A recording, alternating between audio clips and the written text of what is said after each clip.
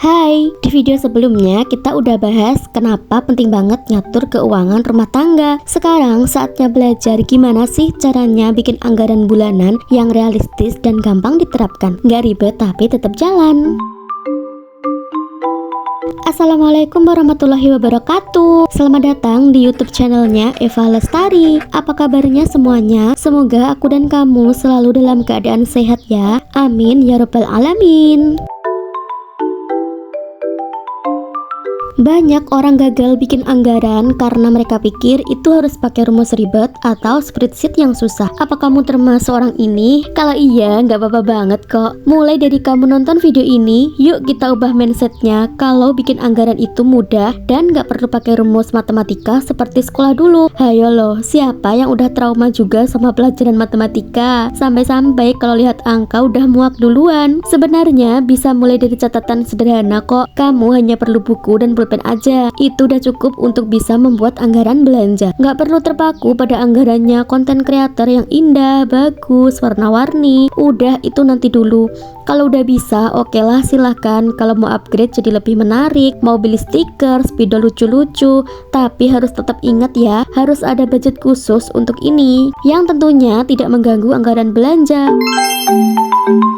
Langkah yang pertama yaitu mencatat penghasilan tetap dan tambahan. Misalnya gaji pokok 5 juta plus freelance atau tambahan 1 juta. Totalnya ada 6 juta. Jangan pakai asumsi, tulis apa adanya. Walaupun gaji tambahan mungkin 500.000 atau 300.000, tulis aja semuanya secara rinci, berapa jumlahnya dan dari mana asalnya. Mudah banget kan? Ini mah nggak perlu mikir lah ya.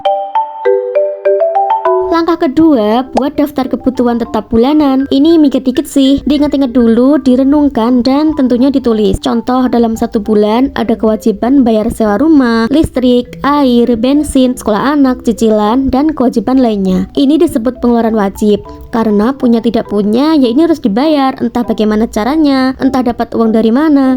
Ciri-ciri kewajiban adalah jumlahnya tetap setiap bulan, nggak tetap plek-ketiplek ya, ada selisih 50.000 itu juga nggak apa-apa. Kayak misalnya listrik itu mungkin ada ya yang tiap bulannya bayarnya nggak sama, kayak di rumahku misalnya. Tapi kan setidaknya udah tahu rata-rata bayar per bulannya tuh berapa.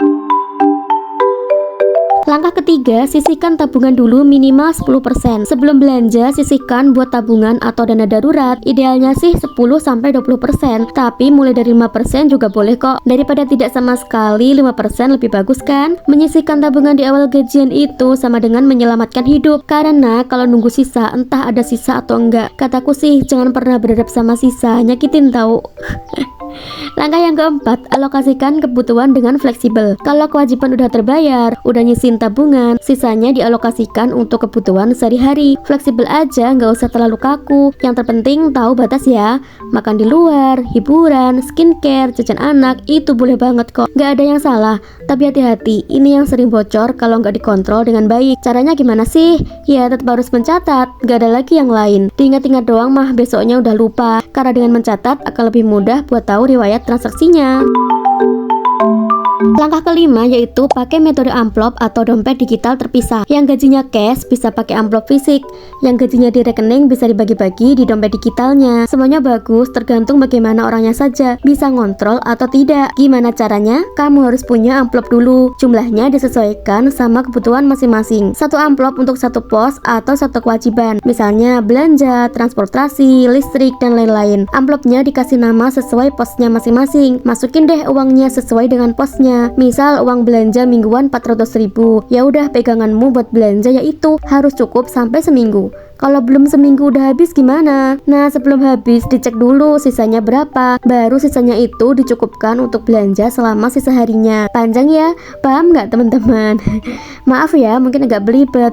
Boleh komen aja deh kalau ada yang kurang paham ya. Mungkin udah cukup untuk langkah-langkahnya, ada 5 itu bisa dipraktekkan. Ada tips tambahan yaitu selalu evaluasi anggaran di akhir bulan. Jangan terlalu idealis. Anggaran itu fleksibel tapi tetap terarah. Kalau pasangan kamu kerja juga, duduk bareng, bahas bareng. Karena transparansi itu penting.